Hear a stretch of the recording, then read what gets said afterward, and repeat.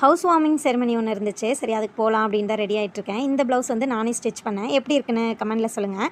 இவங்க வந்து என் ஹஸ்பண்டோட ஃப்ரெண்டு வீடு நியூவாக கட்டியிருக்காங்க. சரி அங்கே தான் ஃபங்க்ஷனுக்கு போயிட்டுருக்கோம்.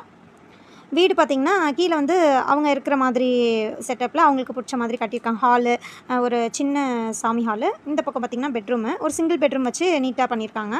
மேலே பார்த்திங்கன்னா ரெண்டல் விடுற மாதிரி காம்பேக்டாக பண்ணியிருக்காங்க. ஒரு குட்டி ஹாலு, குட்டி ரூமு, அட்டாச் பாத்ரூமு, ஒரு கிச்சன் அந்த மாதிரி பண்ணியிருக்காங்க. ஒரு சின்ன ஹஸ்பண்ட் அண்ட் ஒய்ஃப் ஃபேமிலி மாதிரி இருந்தால் ரன் பண்ண ஈஸியாக இருக்கும். பிள்ளைங்களாக இருந்தால் கொஞ்சம் கஷ்டமாக இருக்கும். ஆனால் நல்லாயிருக்கு. ஒரு பிஸ்னஸ் ட்ரிக்குன்னு கூட சொல்லலாம். எப்படின்னா நம்ம ஒரு விஷயத்தில் இது வந்து ஏர்னிங் மாதிரி தான் இருக்கும். மேலே கொஞ்சம் ரெண்டல் விடுறது அந்த மாதிரிலாம் நல்லா பண்ணியிருக்காங்க. அதை முடிச்சுட்டு நாங்கள் வீட்டுக்கு கிளம்பிட்டோம். அப்படியே வர வழியில் ஒரு சின்ன வேலை இருந்துச்சு, அதையும் முடிச்சுட்டு கிளம்பி வந்தாச்சு. ரிட்டன் கிஃப்ட்டு என்னன்னு பார்த்தீங்கன்னா, இது கொஞ்சம் டிஃப்ரெண்ட்டாக இருந்துச்சு, நல்லா இருந்துச்சு.